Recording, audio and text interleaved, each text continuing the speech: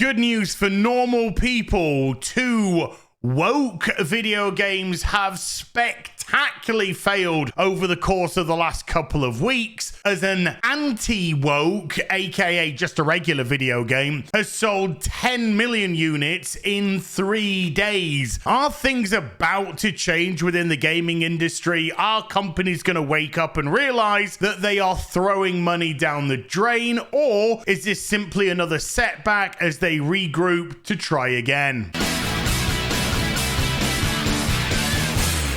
Hi everyone, it's Az here from HeelvsBabyface. Yes, some wonderful news hit last night. Concord, the absolute woke disaster from Sony, has failed miserably. It's been out for less than 2 weeks, and they're already pulling the plug on the game, closing it down on the 6th of September. Who could have seen this coming, Concord lead character designer believes whites must acknowledge their privileged position and then actively work for equality. Also claims the judicial system is white supremacy.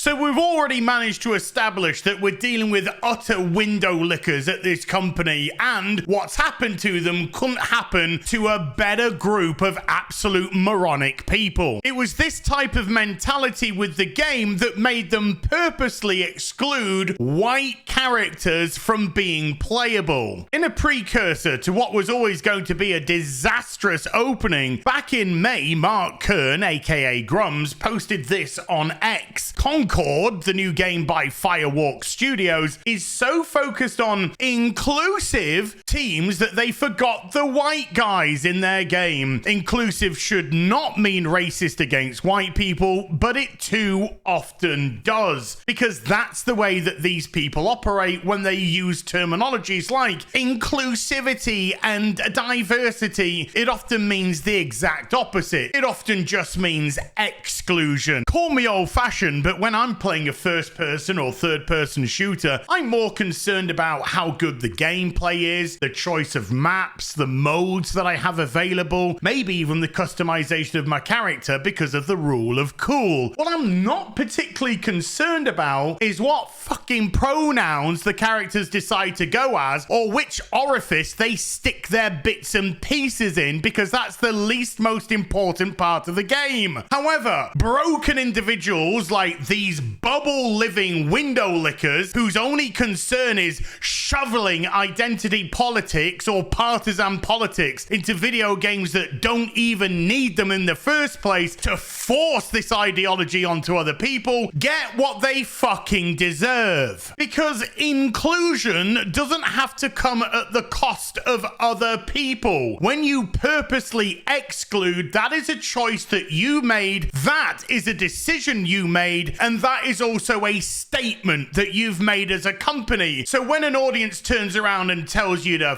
do one, I have zero sympathy. Sony pulls video game Concord. Subsidiary says launch didn't land the way we'd intended, which is the understatement of the year, because sales have been predicted somewhere in the region of 25,000 units. Oopsie doopsies. Meanwhile, Black Myth Wukong, which is a Soulsborne-esque game, sells 10 million units in just 3 days, and they also turned down $7 million by guess who? Sweet Baby Inc. in an effort to inclusify and diversify, and when it was refused, they decided to go on the attack, with mainstream media filth being only too happy to be their attack dogs in an effort to discredit the company and have an effect on sales. Well, the good news, of course, is it failed fucking miserably, because if you haven't woken up yet, folks, this is no longer about being entertained, it's about social reprogramming. The exact budget of Concord is unknown, but it's speculated to be in the region of 100 to 200 million, making it Sony's biggest loss in a video game of all time. And recently, Sony has been taking L after L after L with Western gaming developers pushing ideology, pushing identity politics, pushing intersectionality, and having miss after miss after miss, losing tens upon tens of millions of dollars for the publisher. These types of losses are unsustainable. They're now running into the hundreds of millions of dollars. So Sony has to make a decision. There's no too big to fail here. They either have to start supporting companies where people are genuinely interested in playing their video games, or they're gonna go down with this ship. And both of these terms are fully acceptable to me. If there is a genuine interest for this type of video game with these type of politics, it would be reflected in the player count, it would be reflected in the sales. But when your peak is 697, so laughably bad that it's actually under Lord of the Rings bloody Gollum, and what a disaster that video game was, then you can clearly see that there is absolutely zilch interest in any of this. Where are the people, the champions of inclusion and diversity that seem to be all over social media with tens of thousands of likes and retweets, and yet when the TV shows come out, nobody goes to watch them. When the movies hit the theaters,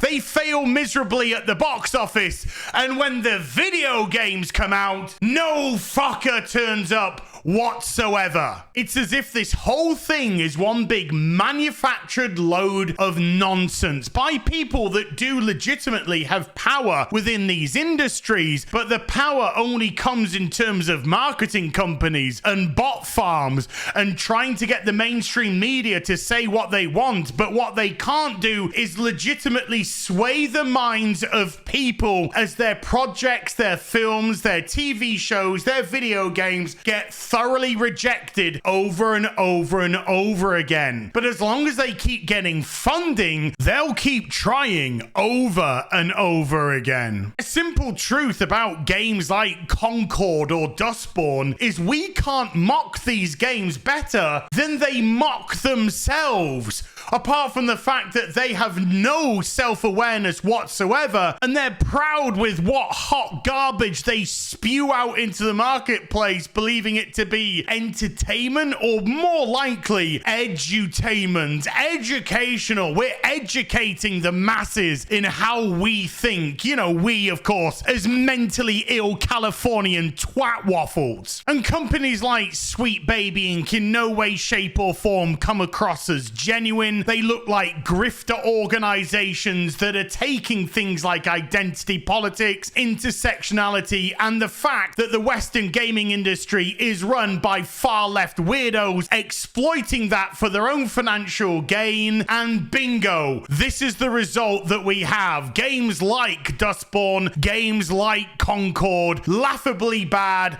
and failing miserably, whereas the companies, of course, are making bank. Refuse the money and suddenly come under attack from mainstream media. This story is going to repeat itself over and over again in the coming years, folks. Things like the cancellation of The Acolyte, the failure of Concord or Dustborn comes across as a zilch shock to anyone, really. And I doubt the people in the industry or who worked on the game thought there were going to be successes either. They know the writing's on the wall from the get-go, but they don't care if they have the funding to push it forward. At the end of the day, if their company gets folded or they lose their jobs, they'll walk into another like-minded company and do exactly the same, and history will repeat itself again and again. Fuckity bye, Concord. I'll see you in the next video. You take care. Bye for now.